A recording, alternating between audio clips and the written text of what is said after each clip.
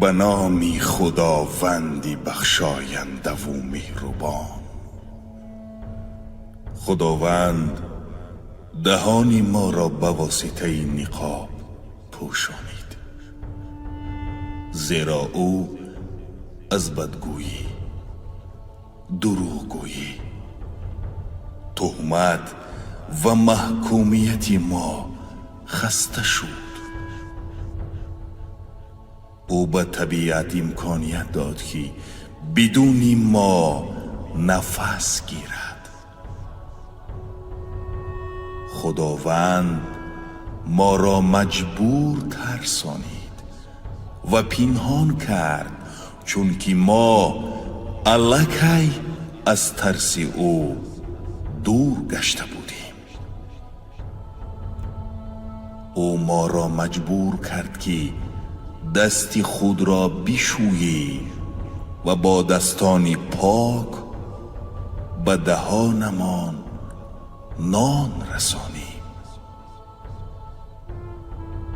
درهای بازداشته در مسجدها،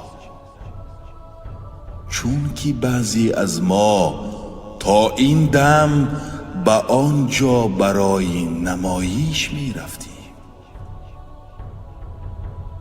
ما فراموش کردیم که تنها او بزرگ است. امروز او هم ثروتمند و هم کم بضاعت، راهبر و کارگر را برابر کرد. کسانی که سواره و کسانی که پیاده می گشتند، حالا ما برابریم و همه در خانه نشستیم. او ما را مجبور در خانه ها محکم کرد و نشان داد که او کیست و ما کیستیم، در حالی که بعضی از ما الکی خود را استغفر الله خدا حساب می کردیم. او از هر یکی ما ناوابسته از دین، ملت نشان داد که فکر کنیم، به مانند آنی که در جمهوری خلقی خیتای در عرفه سال نو خود، در مسیحیان در عرفه پسخه و در مردم مسلمان در ماه شریف رمضان.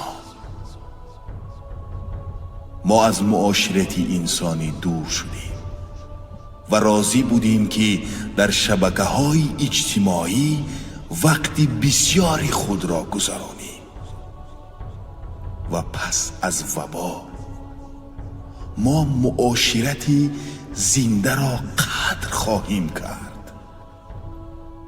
ما حیوانها را کشتیم که جایگاه آنها در روی زمین است به مانند ما. حالا ما پوشیده ایم. حیوانها در آزادی اند و کسی به آنها دست نمی رساند. اکنون آنها آزادی دارند و ما بسته ایم.